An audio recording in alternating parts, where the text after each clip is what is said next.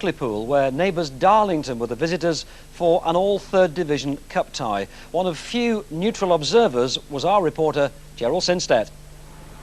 Hartlepool is trying hard to change its old grim and gritty image.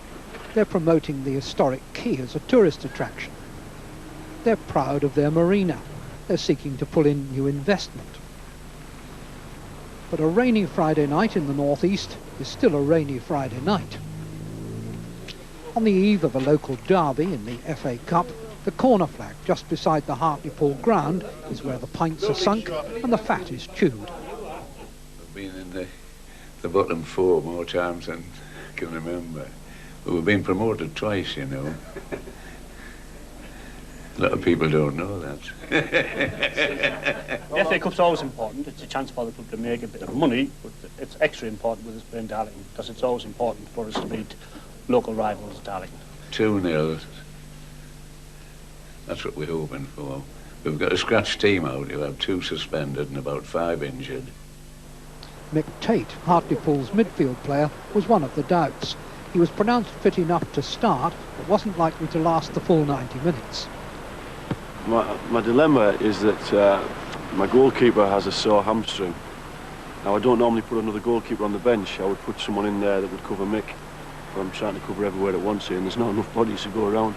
Regis, Houchen, Bennett.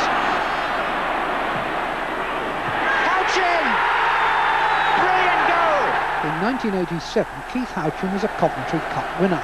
Now he's back as player-manager at the club where he began 18 years ago, though today manager only. Like fellow striker Joe Allen, Houchen is suspended.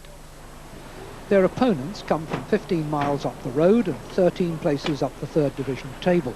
But there's a remarkable similarity in Hartlepool's record at home in the league and Darlington's record away. Add the tensions of the cup and you sense a local derby with plenty of edge.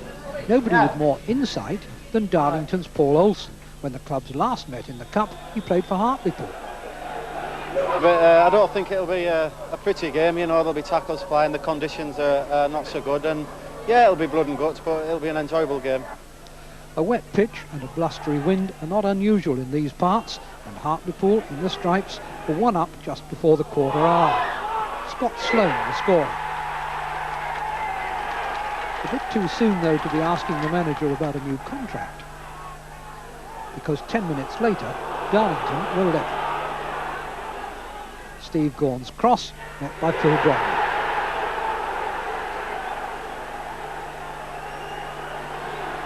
And before half-time, Ryan Horn's doubtful fitness in the Hartlepool goal was tested by another cross from the right by Paul Olsen. Steve Gaughan on the end of this one. Half-time, and the weather wasn't getting better either. Then Hartlepool paid the price for losing possession with a lot of men forward. 2 crisp passes released Robbie Painter. His shot was saved, but the ball ran kindly to Steve Gaughan to lay it off, giving Gary Bannister an open target. Hartlepool 1, Darlington 3, half an hour left. 5 minutes later, it was 4-1. Robbie Painter catching defenders square once again and scoring well. That signalled a Hartlepool revival that generated enough chances to have drawn the game. But all they had to show was a Route 1 goal completed by Sloan Halliday. On the afternoon, he was their best player. Back to the drawing board for Hartlepool, onward and upward for Darlington. All credit to Keith. He probably set his stall out to try and play football against us and not launch it, because he didn't have the front men up there to hold it up.